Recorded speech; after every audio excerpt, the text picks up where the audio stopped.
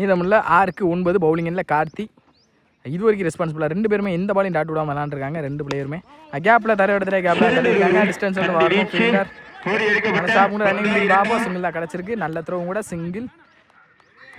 மீதமுள்ள 5க்கு 8 இவ்வளோ 5க்கு 8 கட்டுக்கு போனாங்க டிஃபெண்டுக்கு கேப்பில் தான் போயிருக்கு ஸ்டாப் கூட ரன்னிங் அப்படின்னு பார்ப்போம் சிங்கிள் அலோவ் பண்ணியிருக்காங்க சிங்கிள் ப்ளஸ் 4க்கு 7 மேட்ச் ஆன் ப்ரெஷர் லெஃப்டி வேறு வந்திருக்காங்க பெரிய சுற்றுலுக்கு போயிட்டாங்க சான்ஸ் ஃபார் ஆறான்னு பார்ப்போம் சரியான கனெக்ட் வந்து மிடில் ஆஃப் த பேட் 6 கிடச்சிருக்கு 6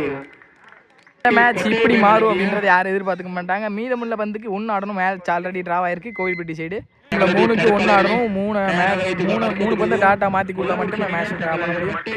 நெக்ஸ்ட் ஒன் ஆப்டோ அகல வித்தை கொடுக்காத பந்து வச்சு நல்லா ஸ்டார்ட் பண்ணி டாட் பால் மீதமுள்ள 2க்கு 2 டாட் பதிவு பண்ணணும் கண்டிப்பாக மேட்ச் ஃபஸ்ட்டு மோர் ஆப்டோ அகல வித்தை கொடுக்காத பந்து வச்சு டாட் பால் அங்கே ரன் அவுட் மீதமுள்ள 1க்கு 1 அடிச்சானும் மேட்சை வின் பண்ணணும்னா ஒரு பந்தில் ஒரு ரன் கண்டிப்பாக அடிச்சானும் மேட்சை வின் பண்ணால் ஒரு பந்து டாட்டா மாற்றி கொடுத்தா மேட்ச் ஷாவ் ஆகும் மணியம்மலை சைடு மோர் டாட்டா ரன்னா கேட்டுக்கு போயிட்டாங்க கேப்பில்